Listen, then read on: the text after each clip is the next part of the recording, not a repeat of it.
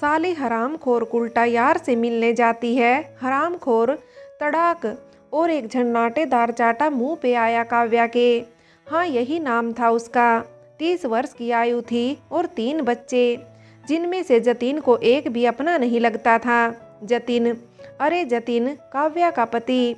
उसे यकीन नहीं हुआ कभी ये बच्चे उसके हैं। क्यों? क्योंकि काव्या बदचलन थी। क्या? अरे हाँ भाई हाँ। जो औरत किसी गैर मर्द के लिए हर रोज़ खाना बना के लेकर जाए, उसके घर की साफ सफाई कर दे, तो शायद बदचलन ही हुई। और हाँ, कपड़े भी धो दे, फिर तो भाई बदचलन ही हुई। मगर क्या? मैं समझ गया, सब बताता हूँ आपको। काव्या आज से 10 साल पहले जतिन के घर ब्याह के आई थी। चांद सी गोरी, भोली सी सूरत, रुई के ढेर जैसी नरम, लाखों सपने आंखों में। गरीब परिवार के कारण बाप ने जल्दी से ब्याह कर दिया।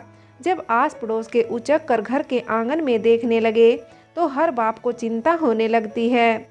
जिस घर की दीवारें छोटी और बेटी बड़ी हो जाए तो बाप को तब तक नींद नहीं आती जब तक वो उसे किसी और की जिम्मेदारी ना बना दे, फिर चाहे सामने वाला जिम्मेदारी उठाने वाला हो या नहीं।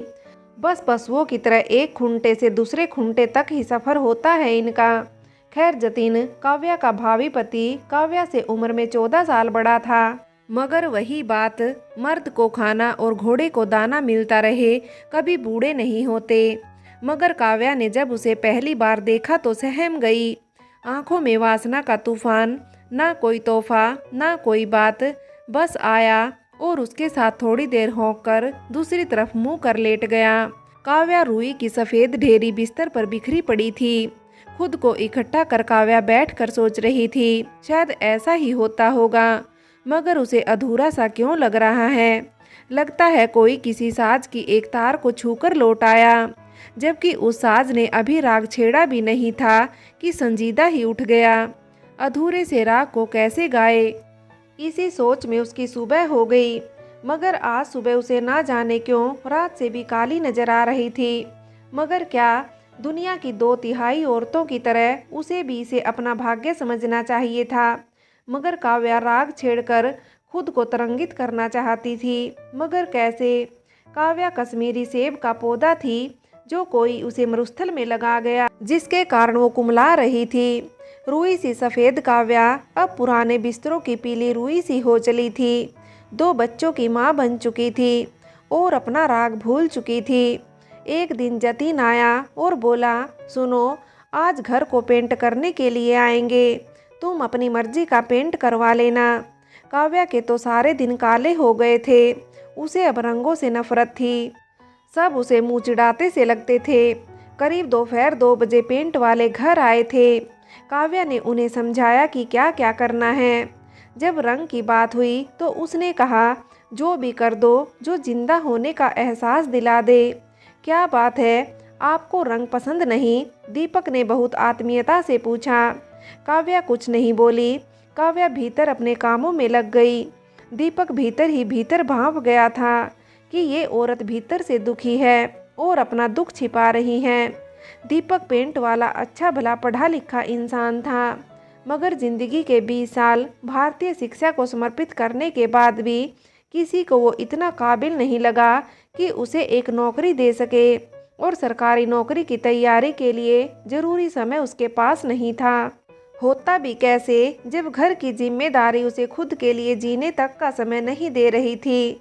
कब कलम किताबें ब्रश पेंट में बदल गई पता ही नहीं चला, और जिंदगी की काली कालिख लोगों के घर के रंग करके मिटाने लगा। मगर दिल के अंदर चल रहे द्वंद से खुद भी बहुत परेशान रहता। कोई मिलता जिसे तकलीफ है तो उसे वो अपना सा लगता। काव्या की आंखों के मारे हुए सपने देख उसे तरस आया या अपनापन लगा, पता नहीं, मगर वो अपनी सी लगी। आप चाय पियेंगे? अचानक काव्या ने रसोई से काम करते हुए आवाज़ लगाकर पूछा तो उसकी सोच की तंद्रा टूटी। जी पी लेंगे, राघव, उसके साथी ने जवाब दिया। अरे लाओ तो भाभी जी, एक बार दो तो गरम गरम। राघव धीरे से एक अलग ही टोन में बोला और हंसने लगा।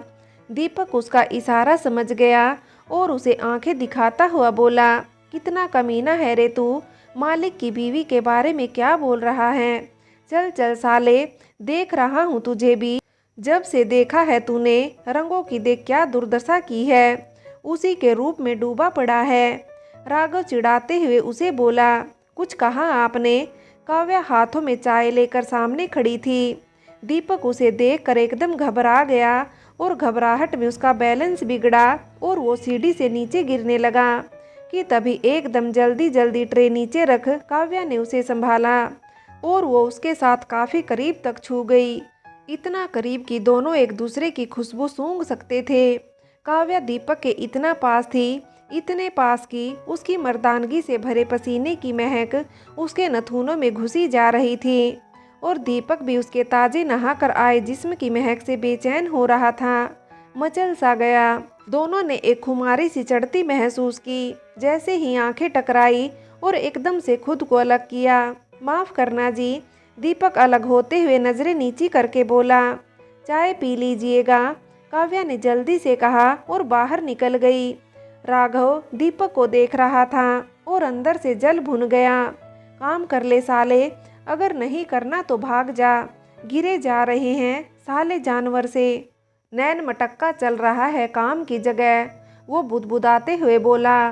दीपक चुपचाप उसकी बातों को अनसुना करके चाय पीने लगा और सोचने लगा क्या तकलीफ हो सकती है, क्यों उसकी आंखों में एक खालीपन सा है। इधर काव्या भी एकदम से अजीब सा फील कर रही थी। लगता था जैसे किसी ने उसे मरुस्थल में भेज दिया हो और एक घूंट पानी देकर पानी छीन लिया हो।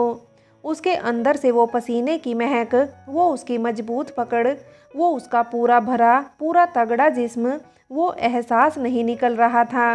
लगता था जैसे उसे उसके साज को किसी ने झंकार दिया है, किसी ने उसकी डोरी खींच दी है। अब उसके अंदर तरंगे सी उठने के लिए लालायित हो उठी थी। उसका हाथ अपने जिस्म को महसूस करने लगा था। उंगलियां टटोल रही थी उसके हर एक अंग को, उसके होठ, उसकी आंखें, उसके गाल, उसकी गर्दन, उसकी कमर, उसके जिस्म की गोलाइयाँ, नाजुकपन, सब उसके पेट में तितलियां सी उड़ रही थी। उसका हाथ उसकी सूट के अंदर जा रहा था कि तभी अचानक उसे जतीन की आवाज़ आती है और वो संभल जाती है। खुद को उस सोच से निकालने की कोशिश करती है। अपना हाथ खींच लेती है उस जगह से जिस जगह तक पहुंचने के लिए हर मर्द हर हद तक गुजर जाता है और पहुंच कर भी नहीं पहुंच पाता। अगर पहुंच जाता तो शायद, खैर छोड़िए। हाँ तो जतीन घर वापस आ गया था और वो पेंट वालों से बात कर रहा था और अच्छे से पेंट करने की हिदायत दे रहा था। काव्या, ओ काव्या, कहाँ हो? अंदर आते ही वो उसे ढूंढने लगा। जी बोलिए, काव्या कमरे से बाहर आती हुई बोली। अरे यार बोलना क्या, खाना दो भाई, भूख लगी है। जतिन हाथ पैर धोते हुए बोला। अभी लगाती हूँ, काव्या रसोई में जाती हुई बोली। सुनो, उन्हें कुछ चाय पानी वगैरह दिया या नहीं, या सारा दिन बस बिस्तर तोड़ती रही? जतिन उसे ताड़ते हुए बोला। जी पिला दी थी चाय, काव्या एकदम घबराती हुई बोली, जैसे उसकी कोई गलती पकड़ी गई हो। कहीं जतीन ने उसे खुद को सहलाते हुए, हम ठीक है, खाना खाते हुए जतीन बोला। जब खाना खाकर जतीन उठा और काव्या उसके झूठे बर्तन उठाकर रसोई में ले रखने लगी कि अचानक उसने देखा कि रसोई में चाय के बर्तन साफ करके रखे हुए थे। ये कौन कर गया? शायद उन्हीं में से कोई रख गया हो, तो मतलब कोई उसे देख चुका है उस हालत में, क्योंकि रसोई उसके कमरे से आगे है और जब वो कमरे में खुद को महसूस कर रही थी, उसके कमरे का दरवाज़ा खुला था, वो खुला ही रह गया था।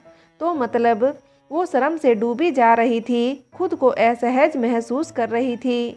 बड़ा अजीब सा लग रहा था, खुद को वो नंगन सा महसूस कर रही थी। सुनिए, वो बर्तन मैंने रख दिए थे रसोई में धोकर, दीपक ने उसे देखकर बोला। आप तब आराम कर रही थी, मैंने सोचा क्यों जगाना और रसोई में जाकर कप धोकर रख दिए, दीपक उसकी आंखों में देखकर बोला। उसकी वो नज़र उसके अंदर तक चली गई। काव्या को लगा शायद वो उसे कह रही हो, मैं उस सांस से हर वो धुन निकाल सकता हूँ जो तुम चाहती हो और तुम्हारी ज़िंदगी को संगीत की तरह तरंगित कर सकता हूँ। छी क्या सोच रही हूँ मैं, काव्या ने खुद को संभाला। जी आप आगे से ऐसे मत आना, काव्या ने तपाक से नीचे नजरें करते हुए बोला और अंदर चली गई। क्या हुआ बे, भाभी जी कैसे तड़प गई? क्या खजाना देख लिए हो अंदर? राघव धीरे से बोला। अपना काम करो यार, ज़्यादा दिमाग मत चलाओ। किसी की आदत होती है रसोई में नहीं घुसने देते, तुम काम से काम रखो ना, दीपक उसे डपट लगाते हुए बोला। मगर जिस हालत में आज उसने काव्या को देखा था वो सुन्न हो गया था। उसके सामने वहीं रुई का ढेर बिखरा पड़ा था। वो उसे समेटना चाहता था, हाथ लगाना चाहता था। उसे होश नहीं थी। उसे एक पल के लिए संगमरमर सा जिस्म तड़फ रहा था उसके सामने। एक भरा पूरा जिस्म खुद को ही टटोल रहा था।